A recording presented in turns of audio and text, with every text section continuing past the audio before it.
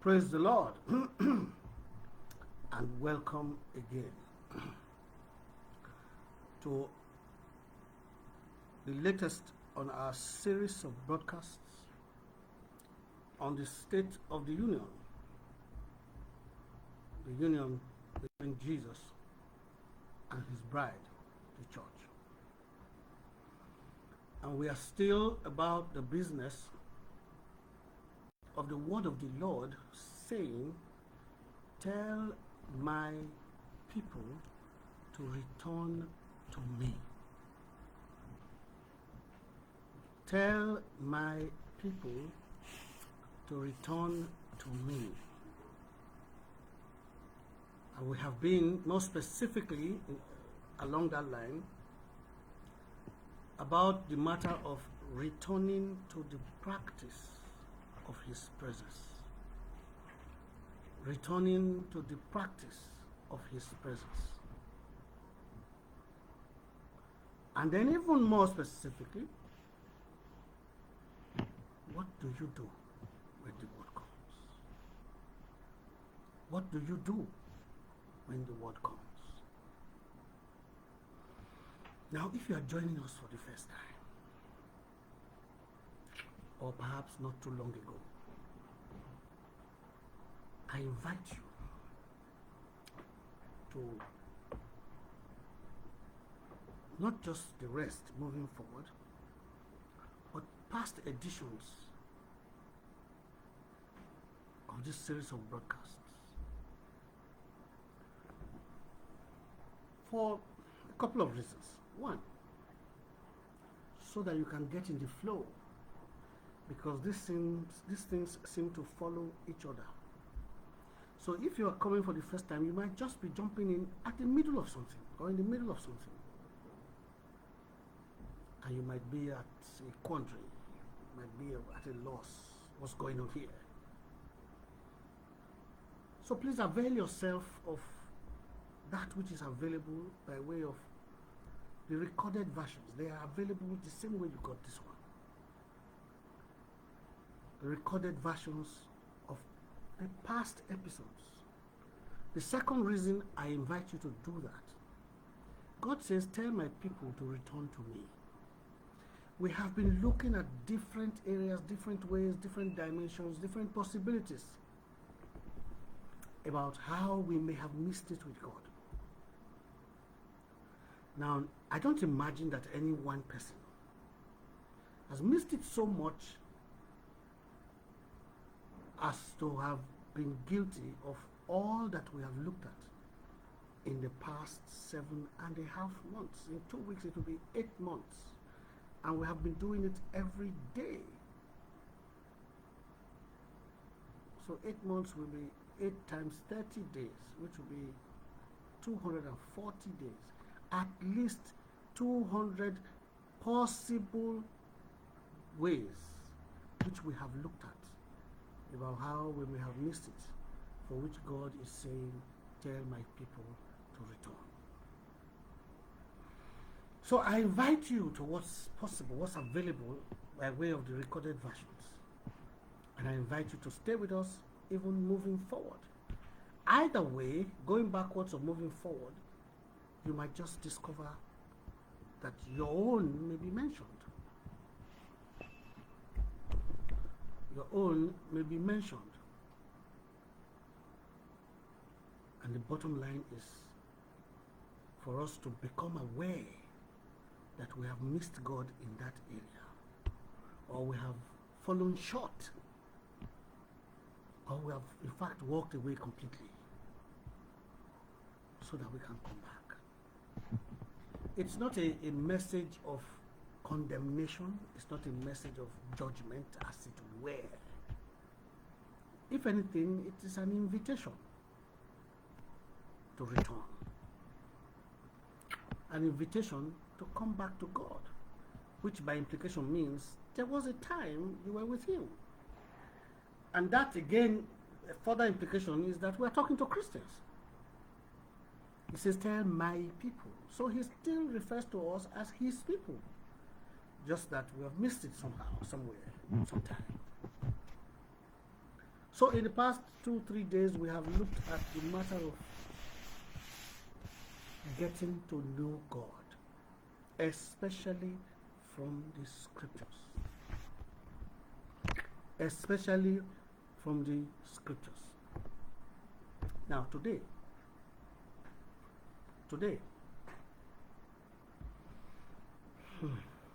I want to bring us face to face with a practical reality, a demand of Christianity, the practice of God's presence. Yes, we have alluded to it in the past.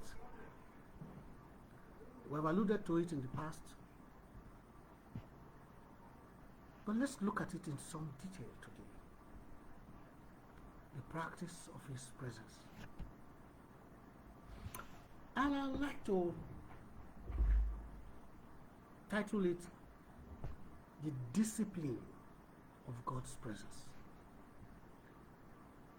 The discipline of God's presence. Yesterday and perhaps the other day, we looked at getting to know God or learning of God by way of the scriptures. Getting to know somebody by reading what he has written. Getting to know somebody by examining what he has written. And we come face to face with one thing or the other about his person and his personality.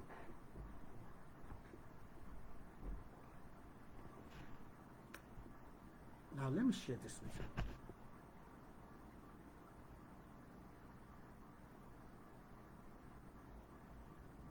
Sometime many years ago,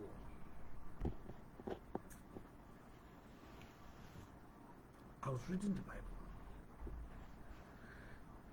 I was at my desk reading the Bible. Like I'm at my desk now. I'm at my desk, I'm reading the Bible. I am hunched over this desk and I'm reading the Bible. And then suddenly I remembered something that I needed to do outside of what I was doing immediately, which was reading the Bible. It was something I needed to have done already, as I suddenly remembered. So I'm like this, I'm reading the Bible. And then I remember this thing. So I lifted myself up to get out of the chair and go do that thing. But as I made the motion of raising myself up from the hunched position so that I could get up, as I made that move, I instantly noticed that something or someone or something beside me made the exact same move.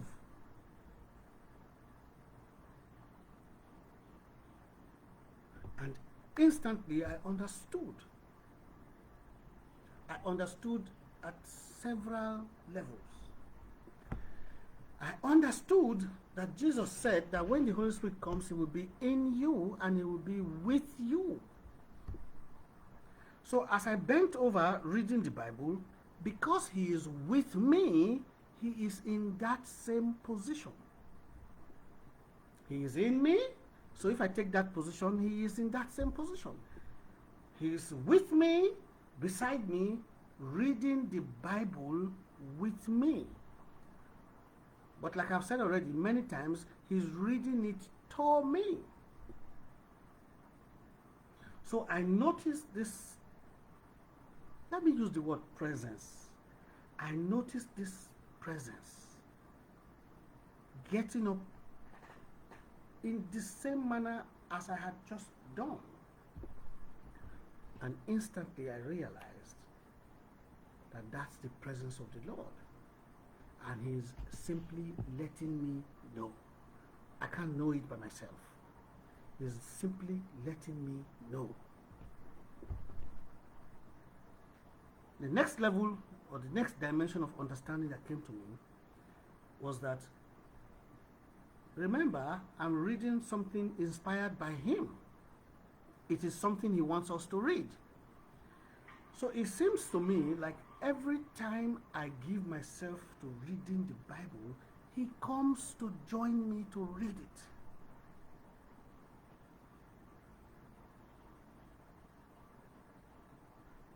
And not just to read it, to help me with understanding concerning what I'm reading. Since that day, this is way back, as far back as maybe 1994, 1995, and this is 2022.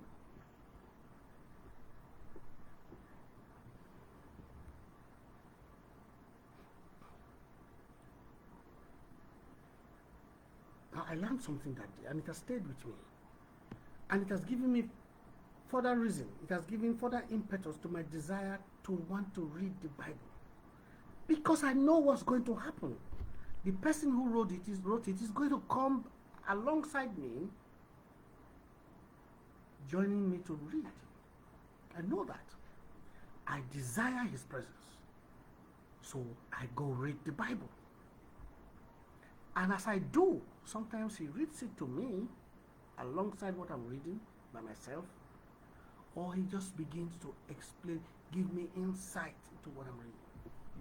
Now that's not what I want to talk about. It is significant enough because it is something that happened to me because I'm reading the Bible. And by that, he introduced me somehow to the matter of his presence. I said I want to title what I want to introduce today as the discipline of the presence of God. Two people, at least in the Bible, in the Jesus experience part of the Bible, the New Testament part of the Bible, at least two people are recorded to have done something or have had a similar experience with the matter of the presence of Jesus. On the one hand is Mary, the sister of Martha, both of them sisters of Lazarus. On the other hand is John, the Revelator, if you like. John, the one who wrote the book of Revelations. Now, concerning Mary, we are told that Jesus had come into their home and Mary sat by his feet, listening to whatever he had to say. Her sister Martha, on the other hand, was busy about getting perhaps some meal ready for the master. And at a point, she complained, "Master, tell my sister to come help me out." And Jesus said to her, "Your sister has chosen a better place, and it will not be taken from her." In other words, I approve of her sitting at my feet to hear what I have to say. It is more important, Martha, to sit at my feet than to want to serve me in what we call ministry today. The practice of the presence of God is more important than ministry. Why? Ministry is supposed to emanate from your experience in the presence. Well, in fact, ministry is supposed to go hand in hand with his presence. So how can you be doing ministry or attempting to do ministry when the Lord is sitting down? Remember in Mark chapter 16 verse 20, we are told, "And the Lord went with them and walked with them, confirming their word with signs following." If they didn't have his presence, there would be no signs and wonders. He was the one doing the signs and the wonders as they did the preaching. That's why I said, at the best, ministry must go pari passu, hand in hand with the presence. But Jesus said to Mary, "Your sister has chosen a better option. Sit at my feet." to hear what I have to say. Sit at my feet to hear what I have to say. Now, the other example is the person of John the disciple. The Bible tells us there about John 18 that John was in the habit of reclining on the bosom of the master. That is to say, when the master sat down, John would go and sit beside him and put his head on the chest of Jesus,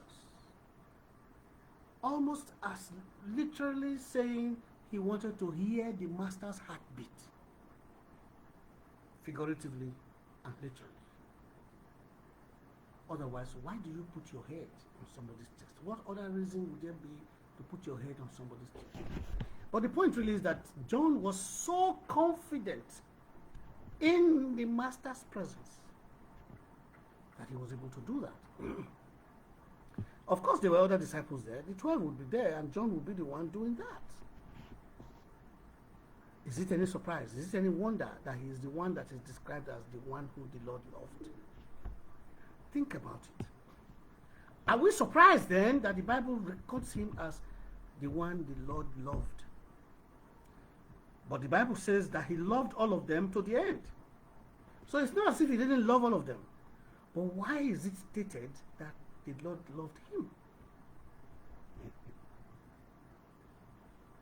Why did the Lord say that Mary had chosen the better thing, sitting at his feet?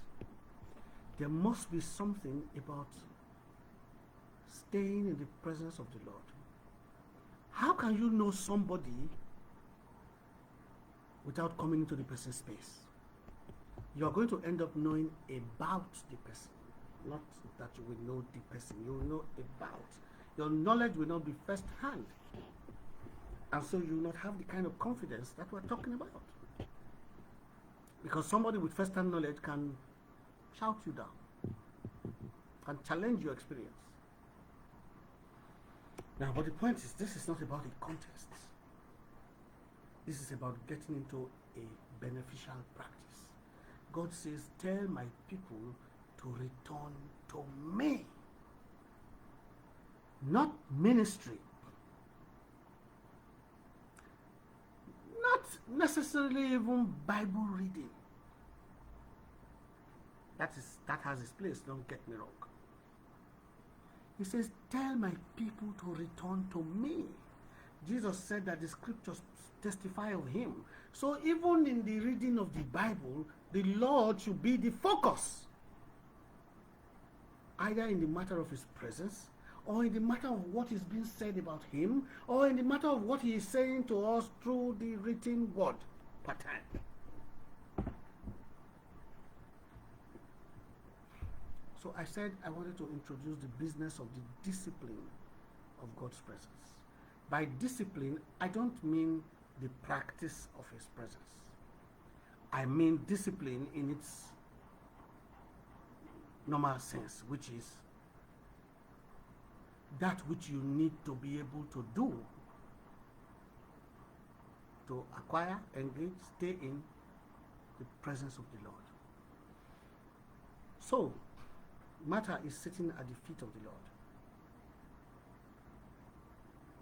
Do you think she didn't know that her sister was in the kitchen getting some meal ready? Do you think Mary didn't have enough sense to know that she should join her sister and help out? Or do you think Mary didn't have something else to do? Do you think Mary was being nice sitting at the master's feet?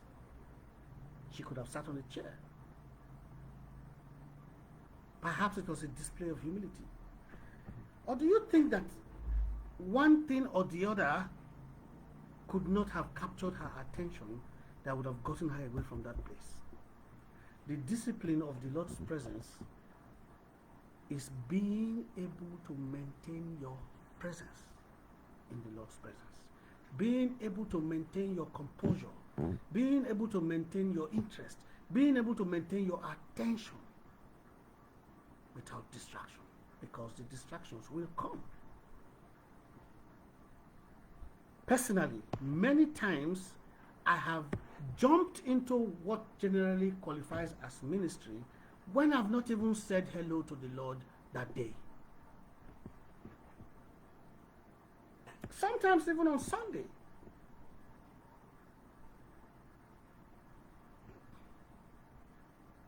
I have not even had a personal time with him. But I'm worrying about what I'm going to preach that Sunday morning at church. That's ministry. I'm talking about the relationship that qualified me for ministry.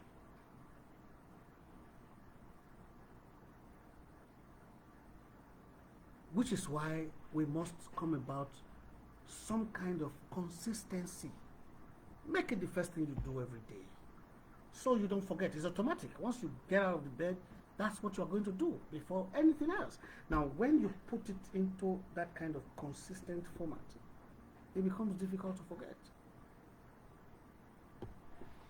All right. I'm talking about what it takes not to get in, to stay in the presence of the Lord. Now, how about John?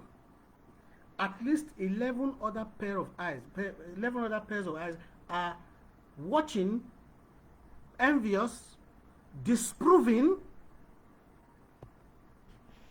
or is it disapproving? He's resting on the bosom of the Lord. Think about it. Somebody will be irritated there. What's wrong with you? Sit up. Are you the one who loves him more than the rest? Sit up. What do you think you are doing, John? There are things to be done. Let the Lord rest. Give him some space. Let him breathe. You are sick. You are lying on top of his chest. He can't breathe. Get up, John. All those things, as genuine as they may sound, they are directed at getting you away from his chest, away from his presence. Now notice, they are all in the room with him. They are in his presence. But John's head is on the man's chest. As if to say, there is a presence within a presence. So you can be in the room with the Lord and not know what he's thinking.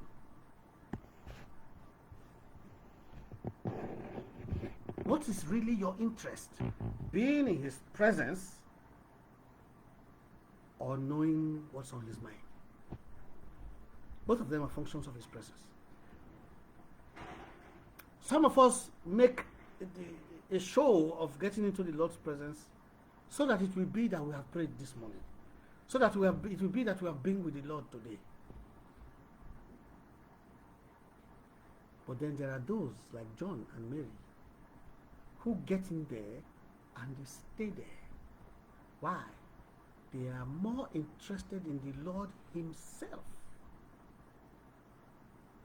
They are more interested in the Lord himself than whatever else. How long can you stay? How long can you sit still? How long can you keep your concentration on him? One of the greatest hindrances in the practice of his presence will be distraction. Things that will get your mind away from him, albeit temporarily. But you won't even know it has happened. And then you start to think something else and you go off on a tangent. Yet you are in the same room with Jesus. But you have gone away on a tangent. And so you miss some things that he says. And by the time you come back and you wonder, where have I been? I'll tell you this. It's a problem of social media for me. You're up at 2 a.m. and you get inside your closet. You want to be with the Lord. And you make the mistake of opening your phone. 2 hours later, you'll be wondering, what did I just do? You just lost 2 hours. Time that you could have spent in his presence. I said I'm talking about the discipline of his presence. Because the more you can stay composed in yourself, then the more you can gather, or glean from Him in His presence. And it's all about Him anyway. He says, tell my people to return to me. Yes, we are saying return to the practice of His presence.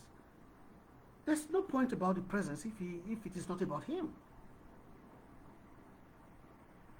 There's no point about His presence if it's not about Him. And there is no such thing as His presence if He is not physically there. I mean, if He's not there. So you get in His presence, or you have access, and then you are busy about something else. The discipline of His presence. That which you have to do to straitjacket yourself and keep your attention on Him while you are engaged in His presence. While you are engaged in His presence. So John puts his head on the bosom of the Lord. He rests his head on the chest of Jesus. Think about it. There are 11 other people there. And then Peter walks up to John. And he says to John, John, ask the master who is going to betray him. Or what is it that he's talking about in the matter of his betrayal. 2 of them are in the room with Jesus. And Peter is asking John. So he agrees that John has a special place. Nobody gave it to him. He made it his own. What do you do with the presence of the Lord? Now, I was in a meeting, a Christian meeting, not meeting like some official gathering of government officials type of meeting, a Christian meeting, a conference. Now, because I had to come and do this broadcast, I couldn't stay there for longer than 30, 45 minutes. And I had to leave. But the moment I walked into that place, the presence of God was palpable. Now, if you are one of those who want to enter a Christian gathering and hear somebody preach, you would be disappointed because the man was not preaching. He was just conducting people in the presence of the Lord. He was just engaged in the worship of the Lord, in recognition of His. That's all he was doing. 45 minutes I sat down there. Now I'll say this. Because I'm used to it myself, I virtually got distracted because I'm thinking I have something to do. I have something else to do. Yes, I'm mandated to run this broadcast every day. So I had to leave to come and do it. What else can get you out of His presence? That's the question. What else can get you? There are things that we're supposed to do. You are in God's presence and you know you are experiencing His manifest presence. He's not performing any miracle. He's just there. He's enjoying your own presence. And He lets you know that He's there. You can feel Him. Literally feel. We shouldn't be talking about feelings in the matter of faith or in spiritual things. But you can feel it. The atmosphere is rarefied. You can feel it. The atmosphere is charged. You know. The atmosphere in this room is not the same as outside the room. You know something is going on here. And then you remember that you have to go and take your children from school. What do? I said I left there because I have a prior instruction to run this program. So I'm going to do something that the Lord already told me to do. So we're not talking about leaving the Lord's presence. And I'm not trying to justify my own living, but well, I have to go because I have to be here with you now. But the thing is, bringing us to the awareness of the need to discipline ourselves in the business of the practice of God's presence. Why? The longer you stay there, the more you are going to know about Him.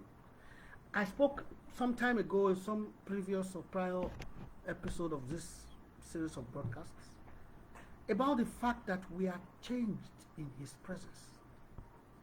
You get to learn patience in His presence. You get to learn being still. Still, no shaking, still in His presence.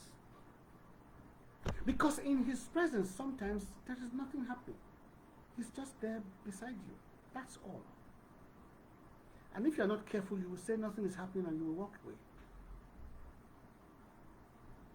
But in the very fact of His presence, apparently He's not doing anything, but the longer you stay there, the more you are being changed. Can you discipline yourself to stay and then to stay in His presence? Whether or not the presence is palpable, whether or not you can feel something,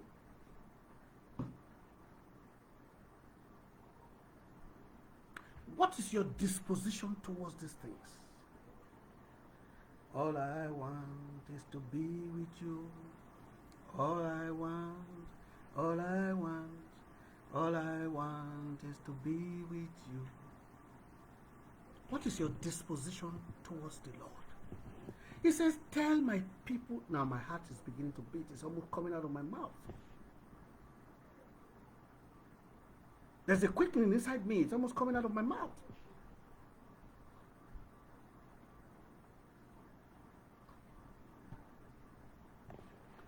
What is more important to you?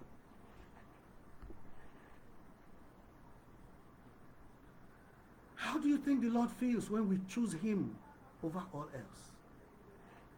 And then how do you think He feels when we neglect Him? Or when we choose other things, which we really have to do, or when we choose other things over Him? How do you think He feels? Now, at the very time I left that meeting, or I left that room, do you know what they were saying to the Lord? Something like, you are the air that we breathe. In other words, we recognize our need of you. How much is that true where you are? How much do you recognize your need of Him? And therefore, how much do you recognize how fragile our relationship with His presence is? It's so easy to lose. Why?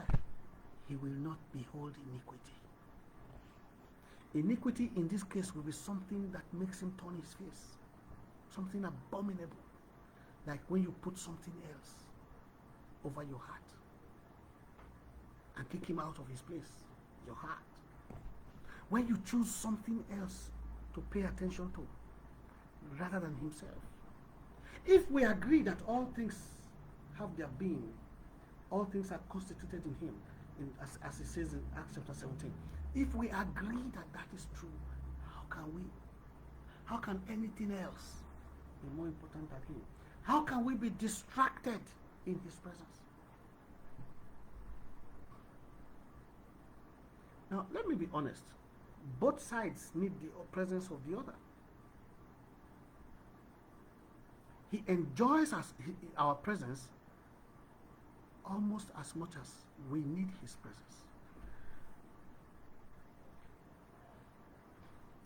Otherwise, why do you think He shows up?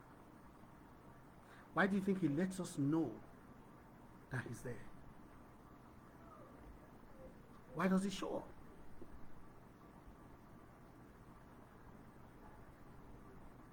But But there is a discipline that is required to maintain such a relationship.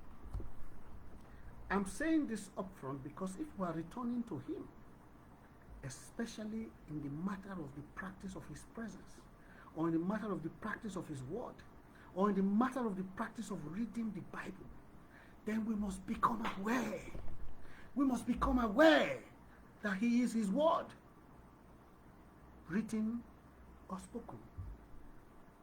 And so every time we engage Him by reason of the word, He's going to show up. How badly do you need it? How badly do you need Him? How badly do you need Him in His presence?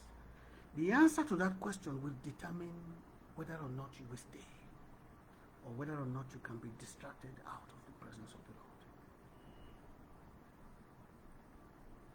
The longer you stay, the more you will be changed. That's a principle from Scripture. That you are being changed into the glory of that which you behold. You are being changed into the glory of that which you behold. So as you behold His presence and choose to stay there, no matter what.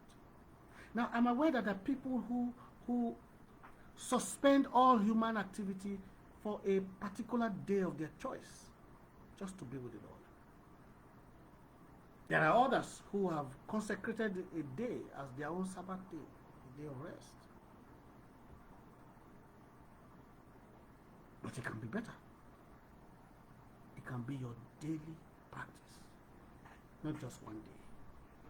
It can be your daily practice, such that you spend 3, 4, 5, sometimes 6, 7, 8 hours, maybe even more in some cases. You just stay there with Him. He may not say anything, which makes it feel like you've wasted all that time. He may not say anything. You may not even be inspired to read the Bible. You are just sitting down there, or lying down, as the case may be. Or you are just there enraptured in worship, or in the praise of, maybe nothing is even happening. How much of you and yours are you willing to sacrifice for His presence? Because the more of that you are able to do, the more you will be changed into His nature. The more you will begin to know Him. The more you will know Him. You will learn to be quiet. You will learn to wait until you are spoken to. You will learn to articulate yourself without batting an eyelid or even moving a muscle. All because of honoring His presence. I often say, you are what you have learned in His presence. So if you are a Christian and you are still impatient, you haven't learned how to be patient. You are functioning outside of His presence. You can know all there is to know about how to be patient. I'm not talking about how to be patient. You can learn all you want to learn about being patient. The day the Lord wants to show you that you don't know anything, you are going to lose your cool that day. And it will be over something that probably doesn't even make much sense.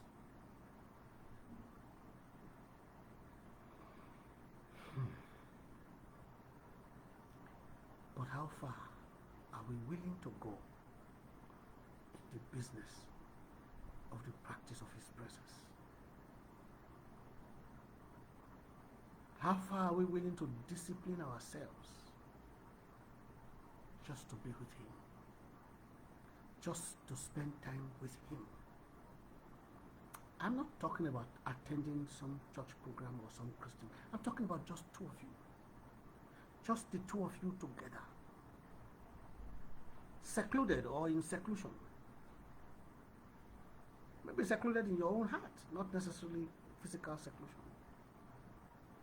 Not necessarily running away to some retreat or the other. No. It may be in your heart. And you're just sitting down there oblivious to everything else around you. But to be able to do those type of things requires some discipline from us. Requires some discipline from us.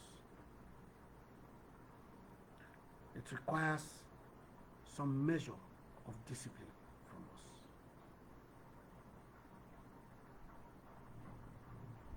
It requires some measure of discipline. And the more you are able to do that, the more you will get to know Him and be changed into the likeness of His nature. I know my time is up. I do. I really know. But even the air around me is beginning to be ratified. It's beginning to be charged. When you talk about Him, He wants to show up. When you start to talk about Him, He wants to show up. But I will be back again. We will have to continue this. Even if we stay at this for the next 24 hours, we will still not get enough, because it's endless. It's boundless. But we'll be back again with more of this in our next broadcast. God bless you. And stay in His presence. Stay in the consciousness of His presence. Stay in the consciousness of His presence. Even as you go about whatever you need to do, walk in the consciousness of His presence. And may God be with you. I'll see you again next time.